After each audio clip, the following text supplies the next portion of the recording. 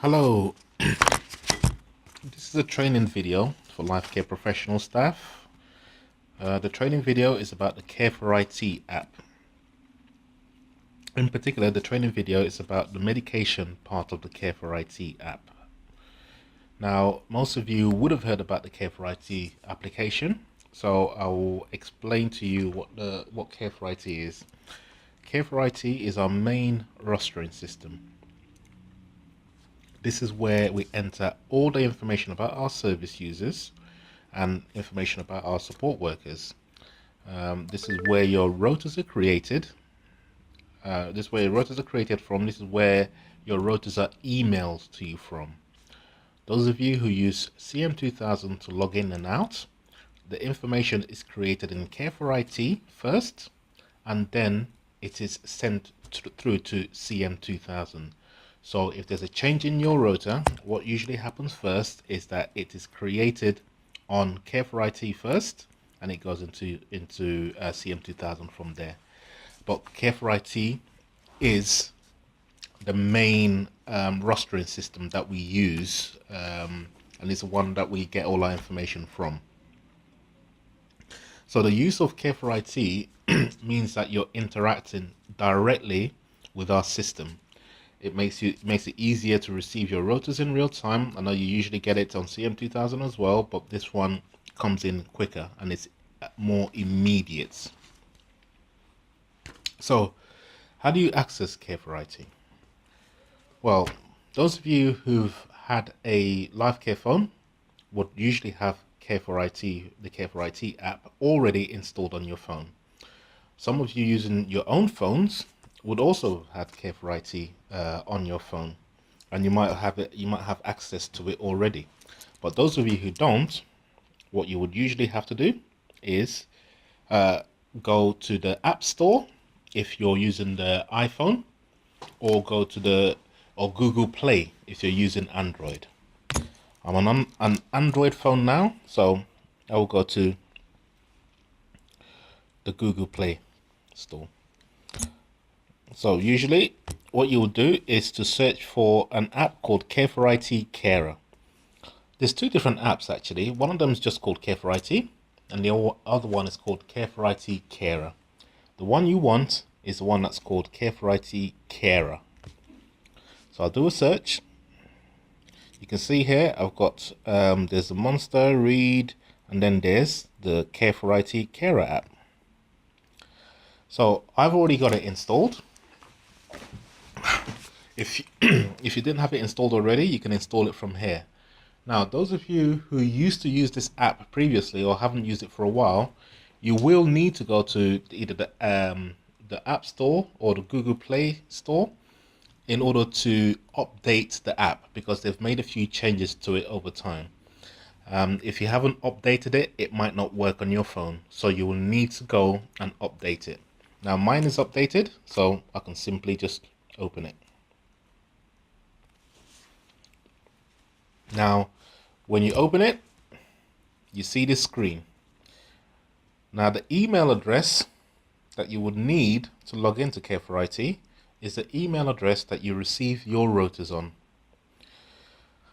So whatever email address that you receive your rotas on is the email address that you put into the space called email address. Now your password, if you don't know your password, what you can do is to click on the forgotten password link at the bottom. So I can click on that now, and it will take you to a screen like this in order to reset your password. Firstly, you will enter your email, which again is the email that you receive your rotas on. And you click on reset password, it will send you another email, or you go through the process and you reset your password. Now, when you get back to this screen, you enter your email address and your password. I already have an email address and a password, which I can enter there. And I will click sign in. This is the first screen that you will see. You will see all your shifts for today. Now, generally speaking, you should be able to see all your shifts for the next 5 days. So if I go forward, I see my shift for Wednesday, Thursday, Friday, Mr. Test is not working on Saturday, so it doesn't have a shift, but it does go 5 days in advance. Now, each of the shifts that I have today would have some basic information. Firstly, you will see the name of the service user. So this service user is called Test3 Test3. You will see the address of this service user. So this service user lives at Office 10, 4th floor, Boardman House. You will see the time of the shift. The first shift at the top there is from 8 o'clock to 9 o'clock. That's the scheduled time of the shift. And the shift type. Now, the first shift is a personal care. Now, if we look at the second shift near the bottom, we can see that it's a shopping shift from 12 to 1. So it will tell you the type of shift that you're dealing with. And if you can scroll down to see all the shifts for that day. Now, what you can do is, if you look at on the screen, you will see a button called Info. Technically speaking, it should give you the care plan details, which will give you the shift information for that particular service user. If we go back, and you'll be able to see a check-in. Now, most of you use CM2000 to check in, but like I said, CM2000 is a secondary system here. If you check in using Careforit, it doesn't affect your CM2000 check-in. So it's actually, we would encourage you to check in with Careforit. Now, once you click on check-in, it tells you whether you're early or you're late for your shift. So on this occasion, I am a little bit early for Mr. Test3 9:30 appointment. But for this demonstration, we're just going to go ahead and say, okay. Now, obviously, you know that you shouldn't be too early for your service users. You should arrive within 15 minutes of the time that you're scheduled. Now, I've checked in, so the button changes. This doesn't say check in anymore, it says check out. So when I complete my shift, I can go back and I can click check out, and we'll do that at the end of this demonstration. To go in and see the more shift information, what I'm going to need to do is click on the icon of the head. Now click on the icon and it opens up the information about this particular shift. Now, what you can see here is that there's 3 items to look at. One of them is the previous visits. We'll be able to click on it to see what's happened in the previous visits. Where there's a green dot to the side, what you can see is that that shift has been completed. The carer has logged in and out for it on Careforit. So that's why there's a green button. The yellow one tells you that there's a carer there present, or the carer hasn't quite logged out yet. Now, if there was a shift that's taken place, if the shift that has not been logged in and out for will have a red dot next to it. So that tells you a little bit about the previous visits. Now, on the notes, as we said, this system is our main system. This is where all the information goes in. By putting your notes here, it goes directly into the service user's notes on our system, and we get to see it. So you can see some of the previous notes that your colleagues would have put in for that service user. So in a way, it works like an electronic communication sheet. However, I have to add, and this is very important, that all carers must complete the paper communication sheets at the service user's house. Putting information here doesn't mean that you don't complete that. You must complete the communication sheet at the service user's house. The reason being is that another professional can, or another family member or anyone can come into the service user's house, and if you haven't completed the communication sheet, it will seem that no one has visited, and they won't be able to know what was done. So, and as a result, they might have to raise an alert about the service user being neglected. So it is important that you complete the communication sheet at the service user's house, even if you do put a note here. Now,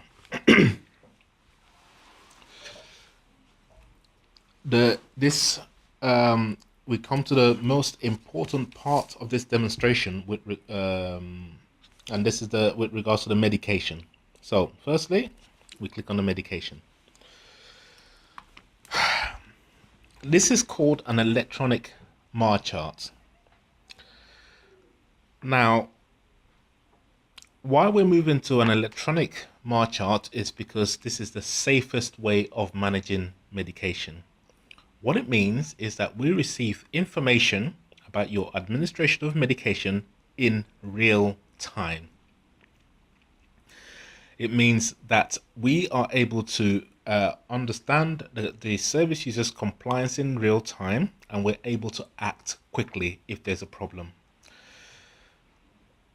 What this MAR chart does is that it follows the NICE guidelines with regards to medication. What you can see is that each medication that the service user is receiving is listed here. The dosage that the service user is receiving should be listed here. The time that the medication should be taken is listed here.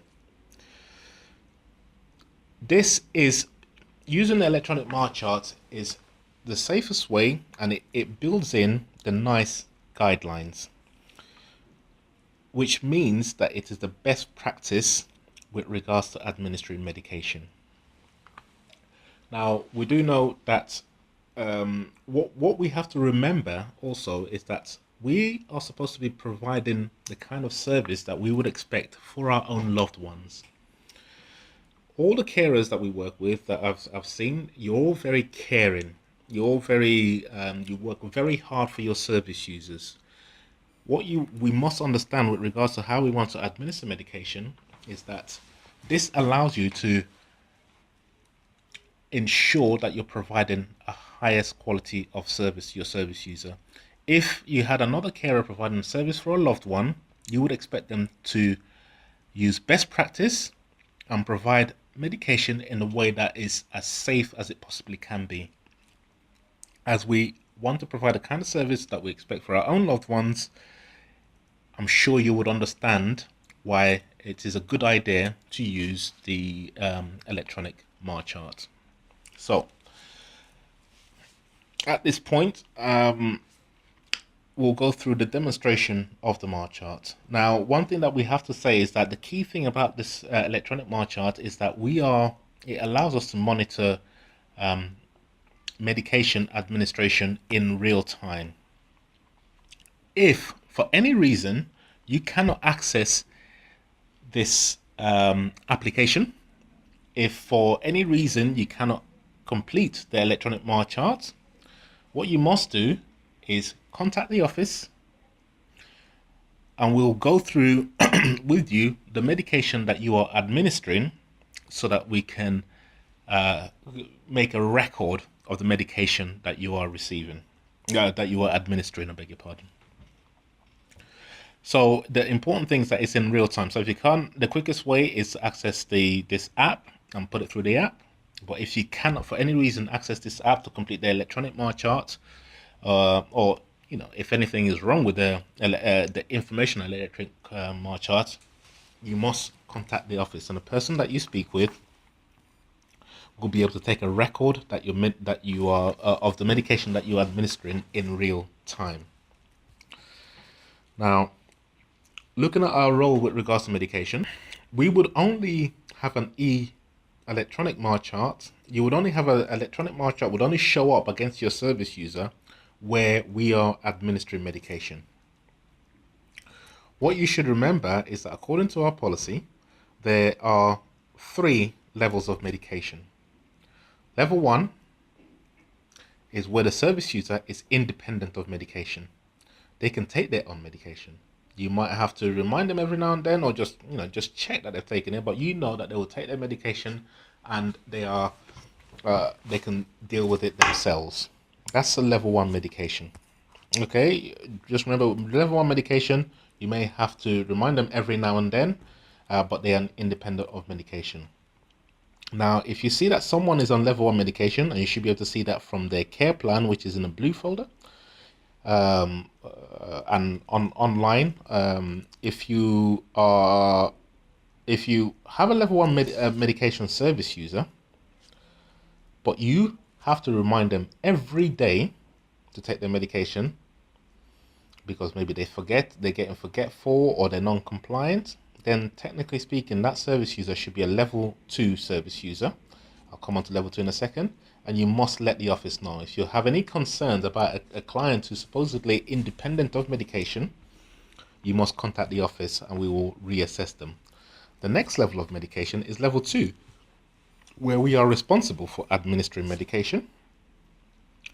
And level 3, where we are also responsible for administration, but through special techniques.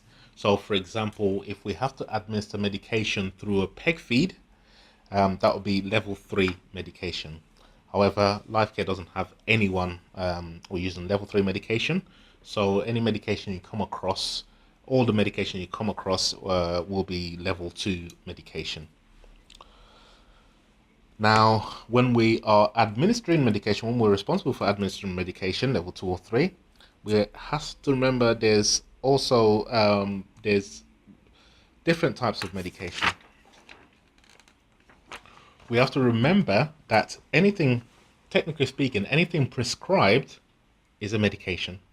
This includes topical medication like creams, things like eye drops, ear drops. As long as it's prescribed, it needs to be on the electronic MAR chart. We need to have it on the system. Some people are even prescribed E45 cream. If it's been prescribed, we have to have it on the electronic MAR chart, and we have to record that we are administering it. There are also some medication which is medication that the service user takes as needed.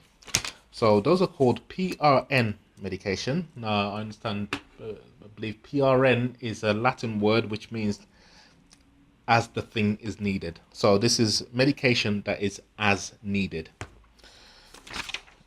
We are still responsible for administering that medication, and we must record the administration of that medication accurately. So let's go through the medication that we are administering. When we are administering the medication, we must remember a few things. Firstly, we have to remember the 6 R's of medication. The 6 R's of medication is extremely important, and you must all know it. You've received training on it. The 6 R's of medication are right patient, right drug, right dose, right route, right time, and right to refuse. Now, obviously, right patient, when you're administering medication, you must make sure that you're giving it to the right person. The right medication, you must make sure that the medication you're given is the correct one. Now, that means that you need to check the medication on this electronic MAR chart against the medication that is on, let's say, the blister pack or any medication that has been prescribed. The right dose. Once again, you must check the information that we have on this electronic MAR chart to ensure that the dosage meets up with what you see on, let's say, the blister pack or whatever has been prescribed. Right route. What this means is that, let's say, for example, if the service user has been prescribed a tablet, you're not going to rub a tablet on their skin. That tablet, the route for that tablet is oral. Likewise, if the service user has been provided a cream, you're not going to give it to the service user to swallow orally. You're going to put it on their skin. So the route for that is topical, on the skin. Now, obviously, the right time, what should happen is that each medication should be clear when the medication should be taken. Would it be at the breakfast? Would it be at dinner time? Right time. And just as importantly as all the rest, the service user has a right to refuse medication. Now, our role is to support the service user to take their medication. So we can work with a service user, we can remind them of the benefits of their medication, we can try and convince them to take their medication, but what we can't do is force the service user to take their medication. So you have to understand the service user has the right to refuse. Now, when we're providing our medication, when we're administering our medication, what we have to remember is that we have to administer medication safely in accordance with the service user's preferences. So if they like you to provide them the medication in a saucer, in a little cup, on a spoon, you provide it according to their preference, as long as it's safe. So for example, we don't crush medication unless we've been told to by the pharmacist. So we have to provide it safely, but in accordance with the service user's preferences. Now, the information that you see on the MAR chart should be clear.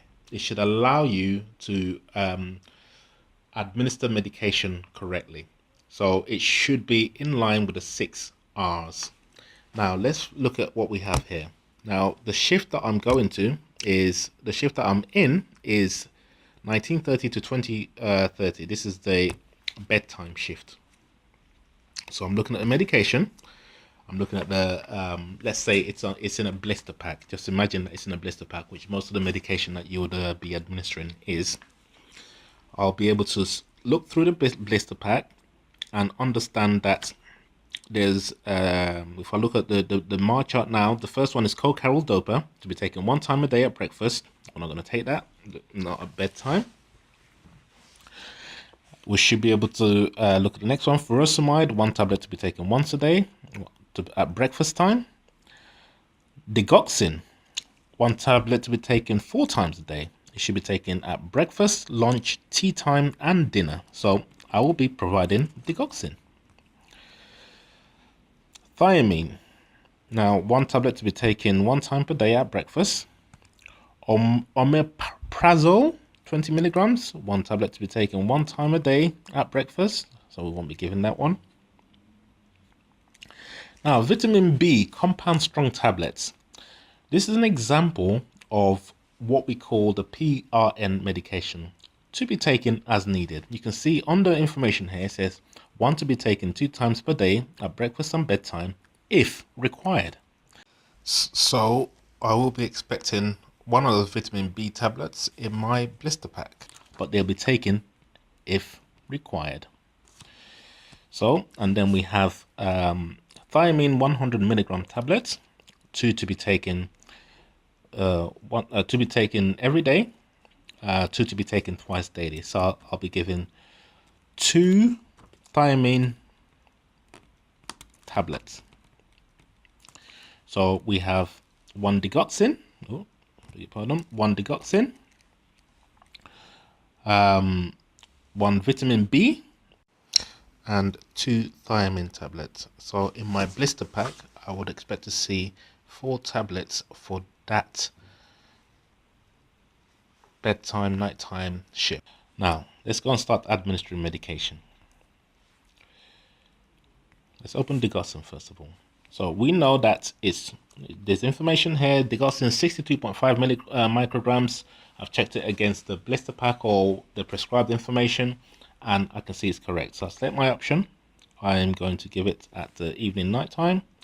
It's 1 tablet I'm supposed to give. And let's say this was administered.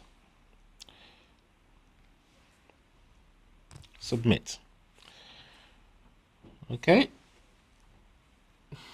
So then the next one is the vitamin B strong compounds. Let's say on this occasion, it says, this is the PRN medication. It says 1 to be taken twice a day. 1 to be taken twice a day at breakfast and bedtime if required. Imagine I've given my vitamin B tablets. Now I'm going to select my option. It's evening, nighttime. There's 1 tablet, as it says at the top there. 1 tablet to be taken 2 times per day at breakfast and bed. Done. However, my service user tells me I don't need the vitamin B tablets today. So on this occasion, it is not required. So I choose not required, and then I submit that. Then I move on to the timing tablets.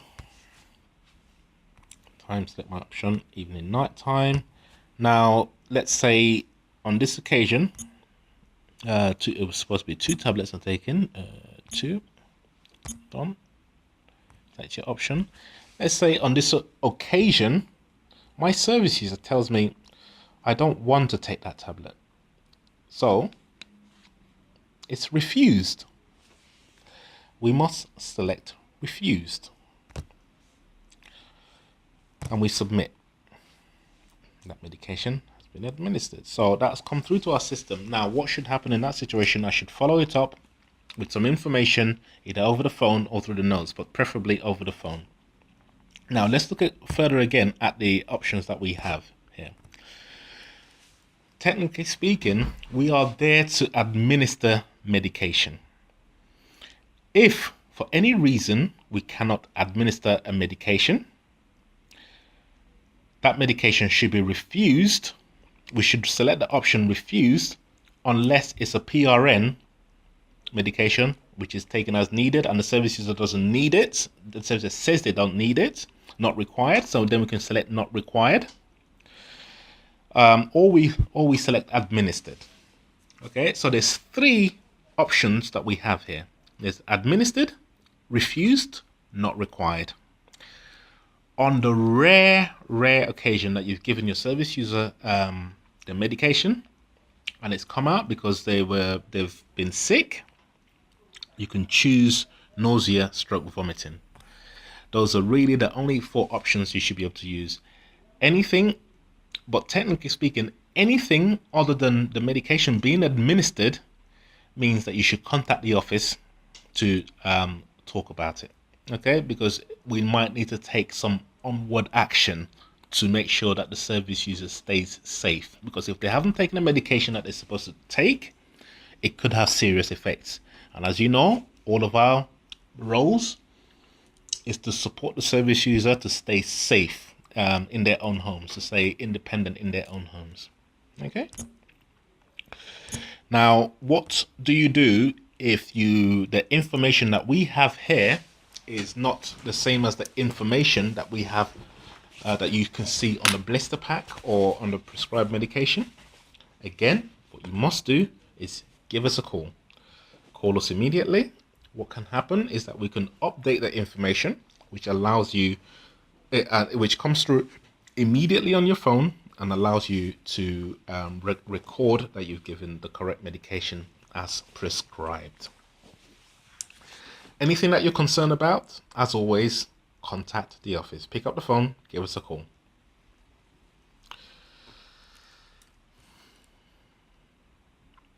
Okay, now the final thing that you will need to do is on your communication sheet, you must enter on your communication sheet what you've done for the day, which includes obviously administering medication.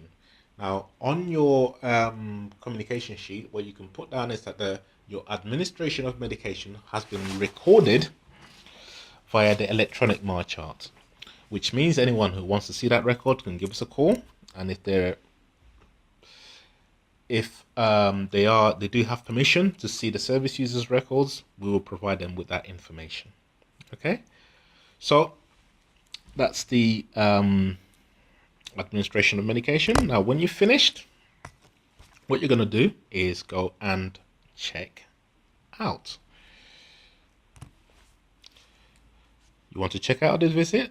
I'll say okay, and what should happen is that a form comes out that allows you to just take maybe some of the general activities that's associated with that shift type. So this is personal care, so it allows me to tick whether or not I've provided personal care. So for the night time, I didn't give a bath. Toileting, maybe I support the service user to go to the toilet. I help them prepare a meal, help them to change pads, fed, medication, completed my medication sheet, and completed my medication chart. That's a that comes through to us. And that's it. That's the end of the shift. So The thing to remember with this training is that one of the important things, the most important thing that we do is that we're supposed to support our service users to stay independent in their own homes. Now, again, what we try and do is to give the kind of service that we would expect for our own loved ones. What we're setting up here, the example that we've given with the electronic MAR chart, allows us to provide safe medication safely. It allows us to utilize a best practice when providing medication. Now, what we have to think is that if someone was coming to take care of our loved one, we would expect them to try and provide the best standard of care, and we would expect them to use best practice with regards to supporting the service user. Now, utilizing our app and this electronic MAR charts allows you to provide that quality of service to the service user that you have always been doing. So this is why we are utilizing this, and we need to start utilizing this with immediate effect. Now, if you have any questions about any of this, please contact the office. Please contact the office. If you have any queries at all, please contact the office. And remember, when you're providing medication, when you're administering medication, if for any reason you can't access this app, you have to contact us at the office so that we can record the medication that you have administered. Okay? Thank you very much, everyone.